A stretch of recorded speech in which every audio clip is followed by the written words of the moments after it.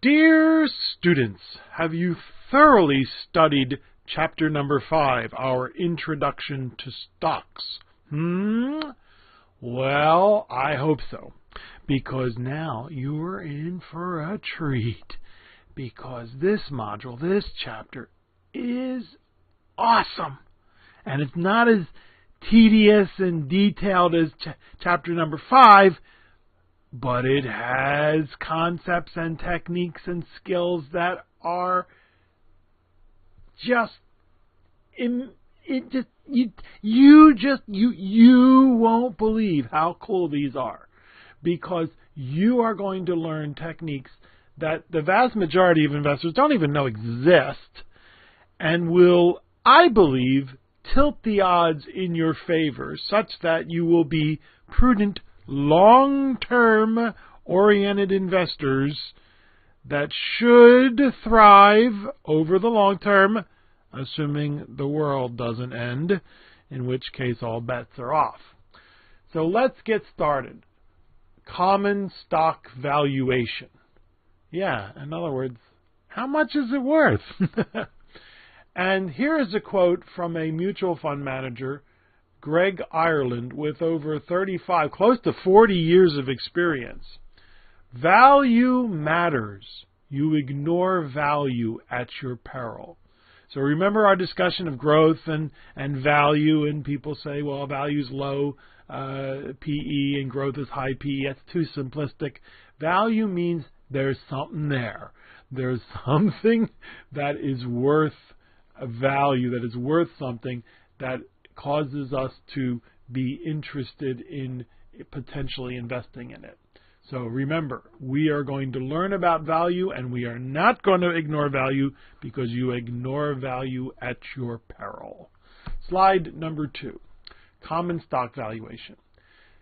The process by which the underlying value of a stock is established on the basis of its forecasted risk and return performance. In other words, what's it worth? At any given time, the price of a share of common stock depends on investors' expectations about the future behavior of the security. A fundamental assertion of finance holds that the value of a stock is based on the present value of its future cash flows. In other words, what's coming in the door, what income is the company earning. The worth of a company is primarily based on the earnings the company will produce in the future. But if we knew what was going to happen in the future, it would not be called the future, would it? Yeah, exactly. You getting the idea that this ain't going to be easy? Yeah, let's continue. The most fundamental influence on stock prices is the level and duration of the future growth of earnings and dividends. However, future earnings growth is not easily estimated, even by market professionals.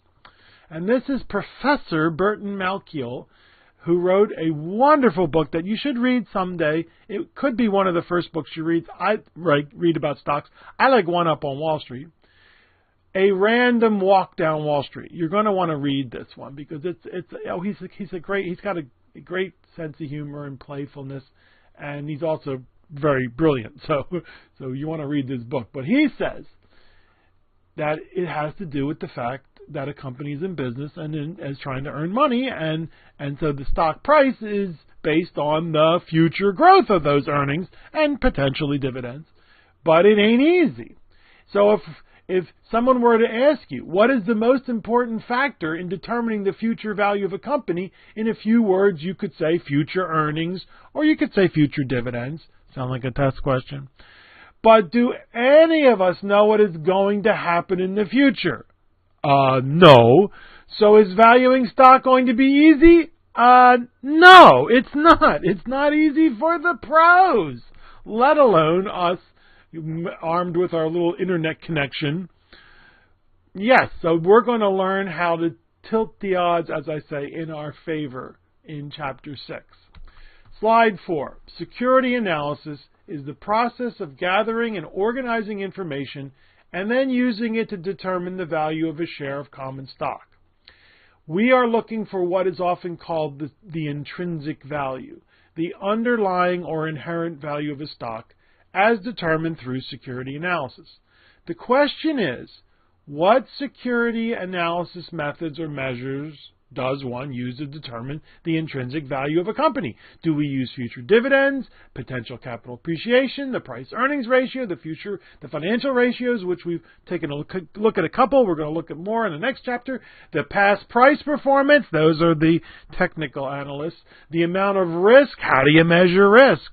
Value, dear students, is in the eye of the beholder. We're going to learn a few techniques, not many. There are dozens out there. But they all hinge on, not all of them, I'm sorry, but the ones that I believe you should concern yourself with, in my humble opinion, hinge on the earnings and the dividends. Yeah, exactly. In other words, the company's in business to make money. How's it doing? And what's the potential for the future? Slide number 5, fundamental analysis. What we're going to be doing in this chapter and chapter number 17, our next chapter, I know they don't go in order, is fundamental analysis. It's an examination of a firm's accounting statements and other financial and economic information to assess the economic value of a company's stock. Some of the examples of the fundamentals are the competitive position of the company. In other words, is it a Coca-Cola or Pepsi-Cola, or is it a Monster? Yeah. Growth. Monster is a company, folks, for those of you old enough like me to really not drink those sodas, those energy drinks that make you really buzzed.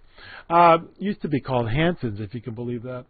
What are the growth prospects for the company and its market? What are the profit margins, the company's earnings? What assets are available? What is the company's capital structure, which is a fancy way of saying how much debt, how much equity, how much does the company own of the company, and how much debt do they owe? Simply put, the value of a stock is influenced by the performance of the company that issued the stock. Now, doesn't this make perfect sense, folks? I mean, this is just a no-brainer, isn't it? Well, not really. There are people who don't adhere to fundamental analysis.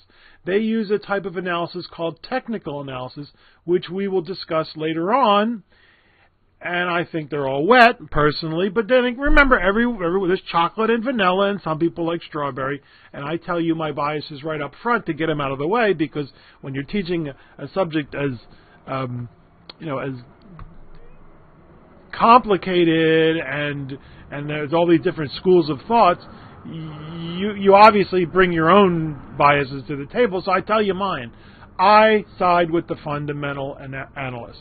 I think that's the way to go. The technical analysts, I look at them, I read them, I kind of, there's another guy that I should be reading who's supposedly really good at this, but good at technical analysis, but So let's continue with fundamental analysis. Slide number 6, financial ratio analysis. One method of security analysis involves looking at certain financial ratio measures. Financial ratios give us a quick and easy method for comparing one company to other companies within their industry or the stock market as a whole. Now, there's a problem with financial ratios. The problem with financial ratios is that there is no single financial ratio that can adequately sum up or summarize the overall general state of affairs, the situation, the predicament, etc., that a company finds itself in. So we'll discuss these in detail in our next chapter. And in this chapter, we will use the price ratio models. The first financial ratios we will investigate will be the price ratios. And then we'll look at other financial ratios in detail in our next chapter. In our previous chapter, we looked at a few. Remember the price to earnings and the dividend yield and the dividend payout ratio. Those are all ratios. And I like to think of them like a stew, like a soup. You look at all of them at one time. You don't just pick out one and say, ooh, this is the reason. The price ratio is this. That's why I'm going to, price earnings ratio is this. That's why I'm going to buy this stock. No, it doesn't work that way. And when you eventually read The Intelligent Investor by Benjamin Graham, don't read that first, but when you eventually read that, then you're going to see that Mr. Graham was a big fan of financial ratios. He really went over them with a fine-tooth comb. But again, one does not tell you, the whole story. You have to look at all of them. Slide number 7. So let's review the most popular stock market statistic, price to earnings ratio. It's a very simple calculation. You take the price of the stock and you divide it by its earnings. And as we said back in Chapter 5, PE ratios were in the 5 to 12 to 14 or so for mature companies. 14 to 20 was for growing companies. Greater than 20 was unusual, but not anymore. In the late 1990s, it was commonplace. Now PE ratios are all over the map, but still very high by historical standards, and some are astronomical. When you have a chance, I want you to check out Amazon or Netflix. But here we have 4 different companies that the only similarity to all 4 of them is that they all begin with the letter F. Okay? And so you've heard of Ford. You know who Foot Locker is. They used to be Woolworths, but that's long gone. Unless you go to Mexico, there's still Woolworths in Mexico. FedEx and Fleecebook. Facebook, right? Yeah. And so let's take a look at their respective PE ratios as of March 2nd, 2018. Interesting. Wait a minute. Ford, 5.5? That's really low by today's standards. Investors are not too excited about the prospects for Ford, are they? But folks, I'm actually kind of bullish on Ford. I think, I'm not sure, I'm not in Asia. I need people over in Asia to check it out for me, but I think their Ford pickup trucks are going to be very popular there, and we'll see. They're making a big push into Asia, and the biggest selling vehicle in the United States is not a car, folks. It's a Ford F-150 pickup truck. Foot Locker, who are they? Well, as we said, they used to be Woolworths. That's what's left of Woolworths, the huge department store chain in the United States. Used to be a member of the Dow Jones Industrial Average. 10. Investors are not too excited about Foot Locker, are they? Yeah, well, all the retailers are taking it on the chin because they're all going to be gobbled up by Amazon, right? I don't think so, but that's what people believe. And then FedEx. Yeah, well, we all know who FedEx is. Global company, able to send a package anywhere around the world in 24, well, not almost anywhere around the world in 24 hours. That's a more healthy PE. In fact, that's what you see these days. 2025 is not unusual for companies that are doing fairly well like FedEx. And then Facebook, 34. And that used to be an outrageous amount, but not anymore, folks. That's not anymore for high-tech companies that are growing their earnings quickly. So, what can I say? This is the reality. Some companies have very high PEs, and folks, the future for them better be good, or else the parachutes had better be pretty darn large. Because to get back to a respectable PE, the price is going to have to fall considerably if nothing else changes. And, of course, everything else is changing all the time. So this is what you're up against, folks. You have to decide, is the future really that bleak for Ford? Is the future really that bright for Facebook? This is what the PE is telling you. But doesn't mean it's true. This is what investors believe is going to happen in the future. But we don't know because that's why they call it the future. If we knew what was going to happen in the future, it wouldn't be the future, right? Does that make any sense? I hope so. And so often is not, the investment community is right, but a lot of times they're wrong, and that's why we have to apply our own judgment and conviction. Are we going to run with the crowd and say, yeah, Facebook is where it's at, or are we going to say, no, I don't think Ford's ain't going to go bankrupt anytime soon. I think actually they're going to do well. They're aggressively moving into driverless cars, and I think they'll compete. You decide, dear students. See what you're up against? Slide number 8. Okay, continuing PE, the most popular stock market statistic. Historically, a company's PE ratio was supposed to match its growth rate. If a company were growing at 20% per year, then a PE of 20 was justified. During the internet bubble, many companies had PE ratios in the hundreds. I will never forget looking down at the Quotron machine, which was the machine we used before we had the internet, but we were still using Quotron, which has been around for decades. Looking down at the Quotron machine in the brokerage firm and seeing 10,000 for the PE of eBay. And remember, we talked about our discussion of growth versus value. Growth stocks typically have high PEs, like Google. Value stocks, in this case, I guess GM, right, typically have low PEs, but that's not the old GM. This is the new GM. But remember our discussion of growth versus value? A growth stock might be a good value, and a value stock might not necessarily be a good value. Also, and this is something that Peter Lynch talks about, and some students say, well, why is that important? I don't know that it is, but it's something to think about. The PE ratio tells you how long it will take back in years, assuming no changes in earnings, but remember, everything's changing all the time, for the company to earn back its price.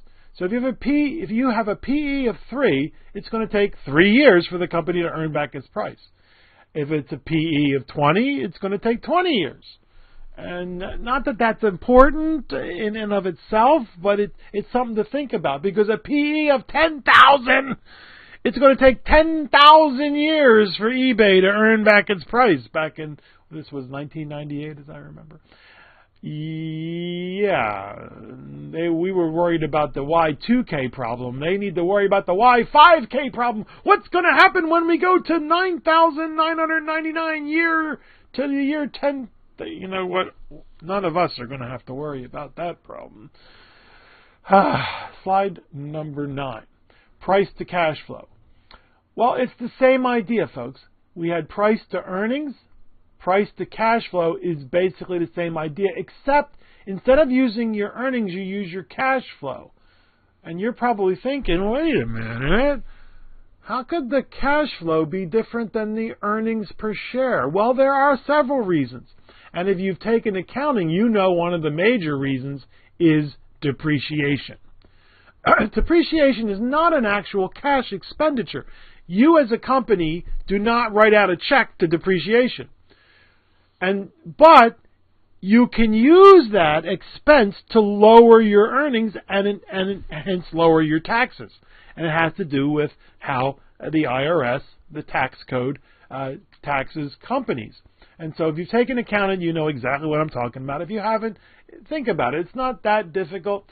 A company is allowed to take an expense called depreciation. Now, no check is written, no money comes out of the cash tiller, it comes out of the cash drawer to pay for that, but it allows you to reduce your earnings and hence reduce your taxes. But that money is still there. And so what you will hear some people say is good quality earnings versus poor quality earnings. Huh? Well, sometimes a company might book, as they say, solid earnings, and yet their cash flow goes down. Now, how can that happen? Well, this was de rigueur. This was what you saw quite a bit in the internet mania of the late 1990s. Many companies were reporting record earnings, but at the same time, their cash flow was negative. Huh? Well, one example is Lucent Technologies. Lucent Technologies was spun off from the old AT&T, and they used to be called Bell Labs and Western Electric. They make the best telephone equipment in the world. And they were selling tons of telephone equipment back in the late 90s. But they were selling them to companies that had just gotten started, were startup companies, and they didn't have $2 billion for this equipment. So instead of going to the bank, which the bank wasn't about to give them $2 billion, lend them $2 billion, they went to Lucent Technologies and said, Lucent Technologies, would you sell us this $2 billion of equipment, please? And instead of us paying you, we promise to pay you to $2 billion. We promise to pay you the $2 billion over the next 25 years or whatever. You understand? So Lucent became the bank. Yes, they booked the sales as earnings, but they didn't get the cash. They got a promissory note to pay the cash. And of course, very quickly, many of those companies just evaporated because there was no way they were going to make any earnings for several years. And you can't keep working if you don't make earnings. And then Lucent Technologies, well, they got the equipment back, but they didn't want the equipment back. It's already obsolete. So they almost went bankrupt too in the dot bomb, the crash of 2000 to 2002 in technology. Lucent almost disappeared. And I remember the stock price hit 80 cents or something like that. And I kept saying, buy it. They make the best telephone equipment in the world. Yes, but they might be gone, so don't buy it because they might be gone. And sure enough, they rebounded to like $1.60 or something like that. But still, it was a near-death experience. And then they got together with a French company called Alcatel. So it's called Lucent Alcatel now. So you understand the difference between good quality versus poor quality earnings. Slide number 10, price to sales ratio. Okay, well, what is this? Well, it's the same idea, but instead of using earnings or using cash flow, we're now using sales. We use the current sales divided by the divided into the current price. So the annual sales per share, current price divided by annual sales per share. And again, a higher price to sales ratio suggested a higher sales growth. Lower suggested a lower sales growth. These things, this one was used quite a bit during the internet mania. Why? Because many of these new companies never generated any earnings, and didn't look like they were going to generate any earnings for quite some time. So they used the price to sales. Hey, well, look at their sales are growing. They're losing a ton of money, but their sales are growing. Yes. One company that did survive was Amazon.com, which is now just called Amazon. Their sales were skyrocketing, and this is the genius of Jeff Bezos, he was thinking 10 years down the road, not just 2 or 3 years. He was saying we are going to continue to use every dime we can to grow this company, and we'll lose money for the next 4 or 5 years, but then watch out. And he was right. Now, he could have disappeared, right? Exactly. That's a dangerous game because if you keep losing money, eventually people are not going to lend you any more money to lose. But enough investors said, he's on to something. We think he's going to emerge from this. And they did. And Amazon did. And now they're rivaling Walmart and rivaling all the rest of the retail world. Slide number 11, price to book ratio. We talked a little bit about book ratio in Chapter 5. This is the accounting worth of a company. Remember, to get the book value, you take the assets minus the liabilities, and then you divide by the number of shares outstanding. Benjamin Graham in The Intelligent Investor will talk quite a bit about book value, and he was right. It's important, but it's not as important as it used to be because many companies don't need as much assets anymore. They don't need that many physical assets. They have intellectual assets. So historically, if a price to book ratio was greater than 1, then shareholders believed that the firm was creating value above and beyond the physical assets of the corporation. Well, that's just not true anymore. It's just not true. You'll have price to book values of 4 or 5. In other words, the book value might be $10, the stock price is $40 or $50. Why? Because companies are worth more intact than they are if you sold off all the assets, paid off the debts, and walked away. Think of a shoe store or a pizza shop. I like to make it simple, so look at a small company, and you look at the assets, and not that many. I mean, maybe the pizza oven is really worth a lot of money, but the fact that they're in business and generating income creates value way above what the assets are worth. So what you'll see, a price to book value of 4 or 5, and I used to ask you to get the book value in the Chapter 5 assignment, but now it's gotten really hard to do so because the only place that still lets you do it is Yahoo for free, is Yahoo, and they've destroyed their website, so it's really hard to find it. But it would be a interesting exercise for those of you who are motivated. Attempt to find the book value of the company you are in researching, and we will eventually. I'll show you a very good, excellent resource that gives you that information. Okay. Now, in the turmoil of 2008 and 9, the price to book value as a market as a whole went down to about 1.8. Now I think it's about 3 or 4. I think it's about 3 or 4, which is historically since modern times, since like the 1960s or so, typical 3 or 4. Yeah, the price is about 3 or 4 times the book value of the company. Okay. So I've burbled on now for 27 minutes. Let's see if we can use this information to predict future stock prices. And it turns out we can, just not very accurately. Slide number 12. To predict the future stock price using price ratios, we multiply a historical price ratio by the expected future value price ratio denominator. What are you talking about? Well, actually, folks, the calculation is very easy. It's very simple. It's just understanding what you're doing is the hard part. What are we doing here, folks? Let's take a look at the book example for the 7th edition. This is also in the 4th, 5th, 6th, and 7th. And you don't need the book. I said go to the library, check it out. I mean, you can't check it out. You can read it there. But in mid-2012, when the 8th edition just came out, and so we'll be switching to that eventually. But the 7th edition was revised in mid-2012. And the stock price for Intel, you've heard of them, right? They make the processors in all PCs. Not all. They have a competitor, AMD, but they're the giant. About $27, $26.98. And their earnings per share for mid-2012, that's a typo, should be mid-2012, is $2.31.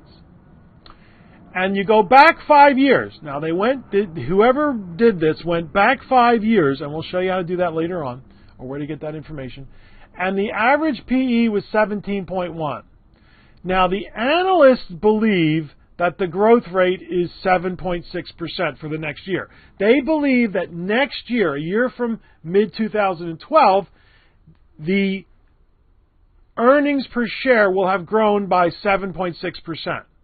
So that $2.31 will have grown by 7.6%. So how do we do this? We take that historical PE, 17.1, we multiply it times the current earnings per share, and then we multiply that times 1 plus the growth rate to account for the 7.6% rise in the earnings per share. So the calculation is very simple. Do it. Make sure I did it right because I goofed up here. This is supposed to be 2012. Make sure I did it right. 17.1 times $2.31 times 1 plus 0.076. And notice the parentheses. You got to do the addition first. And you wind up with $42.50. So what we're saying, dear students, is if this comes to pass, if 7.6% is indeed the growth rate for the earnings for Intel, and we continue to have a PE of 17.10, then we should see the price rise to $42.50. It's that simple. Even though it sounds really complicated, it's not.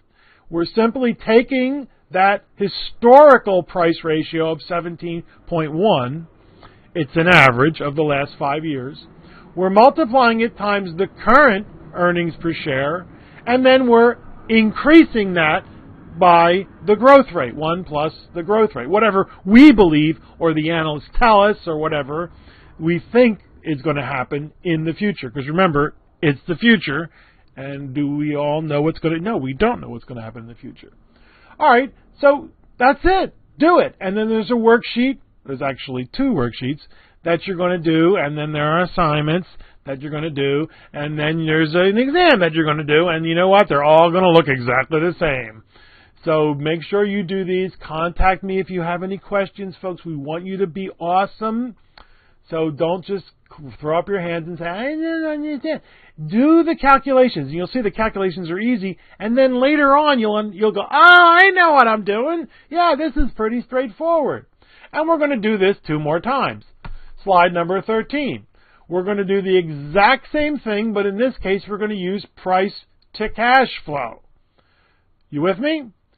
And notice that the cash flow is more, $3.65. Well, then why would Intel's cash flow be more than their earnings? Again, depreciation.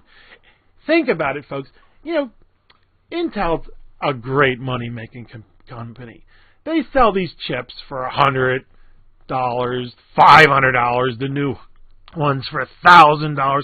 How much does it cost them to make a chip? It costs them a couple bucks to make a chip. It's, you know, it's made out of silicon and ceramic. It's dirt. Wait a minute, Payano.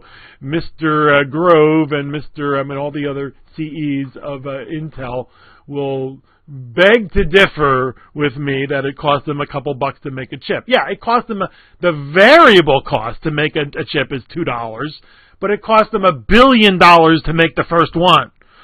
You understand? There's a ton of research and development behind every new chip.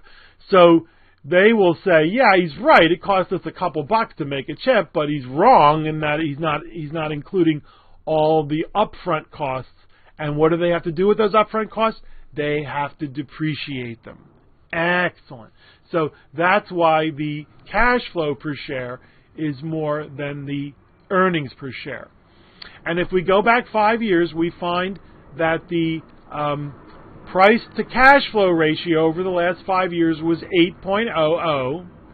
And the analyst or whoever, maybe you, maybe some other entity, is predicting that their cash flow per share will grow next year to 7%. So we do the exact same thing. We take the 5-year average of 8.00 times the current cash flow per share of $3.65, and then we multiply that times 1 plus the 7%, 1.07. Make sure you do that calculation first. That's why it's in parentheses.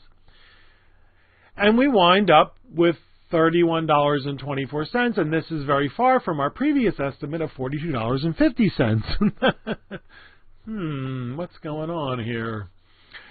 Are you confused? If so, stop. Stop the presentation, do the calculations for this slide and the previous slide, and do them a few times, and you'll see the calculation is very simple, and then what will happen is you'll understand what you're doing. You're taking the 5-year average for the cash flow per share, or price to earnings per share, times the current cash flow per share, or current earnings per share on the previous slide, and you're multiplying it times 1 plus the growth rate. And we're going to do it again for price to sales per share. So this is slide 14. Again, the mid-2012 stock price was about 27 bucks, and their sales per share was almost $10, $9.99. Because remember, there's a lot of overhead and cost of goods sold and distribution and all the other. You got to pay the rent and all the lighting and the utilities and salaries. So there's a lot of costs involved. So their sales per share was $9.99. And going back 5 years, the price to sales ratio was 3.00. The analysts or Intel tells us, or we think the sales per share is going to grow at 4.5%.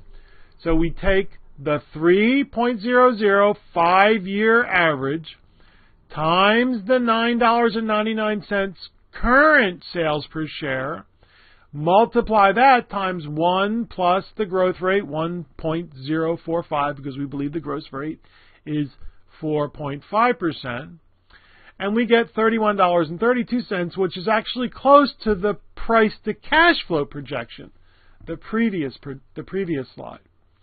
So do these enough times, do the worksheets, and you'll see there's answer keys, there's a commentary, folks.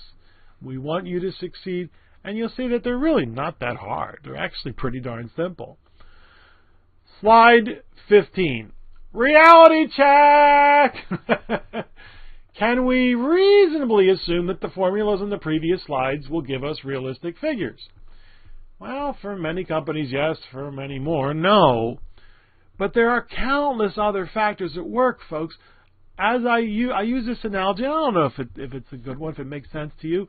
There are tons of pieces of information when they try to predict the weather, most of which we do not have. So when people say, how come they said it was going to rain, it didn't rain? Because there's lots of other things going at work. There's lots of other things at work in the atmosphere, and they didn't have that data. And so for us, we're doing the same thing. We're using just one little piece, or just a few little pieces of data, and there's a ton of other stuff going on. It's a huge machine in motion, and we're trying to analyze it as it goes by us. The major assumption of these models, which is not necessarily a good assumption for many companies, is that the price multiples will remain constant. Remember, we used an average over the last 5 years. We are using averages without taking into account the variances and the standard deviations of those averages. Do you remember the variance, the standard deviation? Remember those? It's as if you stuck your one foot in a bucket of boiling water and the other foot in a bucket of ice and said, well, on average, I'm about 70 degrees. Is it reasonable to expect predictions from these models to be accurate if the variances of the average are large? Well, obviously no. Slide number 16. For the record, dear students, the price of Intel 1 year later in mid-2013 was around $24. Two of the predictions were 31, 32. The other one was for 42, and we were at $24. And if you go back to the 3rd, 4th, 5th, and 6th edition, you'll see that there was only one time, the 6th edition, that it actually panned out. 4 out of 5 times we were way off the map. Does not give you much confidence in the price models that we just went through, do they? Yeah, well, I'm not a big fan of them myself, but take heart. The predictions for Disney from the book were much closer to the actual prices. What's the moral of the story? A company like Intel, which is in a very volatile sector, technology, is a lot less reliable with regard to the average PE, the average price to cash flow, the average price to sales. Whereas a company like Disney, which every once in a while they have a blockbuster or a big dud that affects their earnings in a big way. But no, they're very reliable earnings. Are you with me? Yeah, you understand? Great. Now, I know there's still some confusion because it just seems too easy, but what am I doing? I don't understand. This is the typical response people have. So you're going to go back and do it again, right? Okay. And then do the first 3 problems in worksheet number 1. This is what we would do in the face-to-face class. We would now do the first 3 problems in the worksheet number 1, first 3 problems in worksheet number 2. There's a commentary. There's an answer key. Why? Because we want you to be awesome. And when we come back, ooh, are you in for a treat? Because you're going to learn a model that is one of my favorite models. The next one is in the 3rd presentation. And you are going to see something that is most people just have no idea even exists. Yes, indeed. You are in for a serious treat. Now, before you come back, you've got to get you got to get ready, you got to exercise, you got to stretch your brain, because you're going to see something that most people don't even know exists. See you in our second presentation when we take a look at the dividend discount models.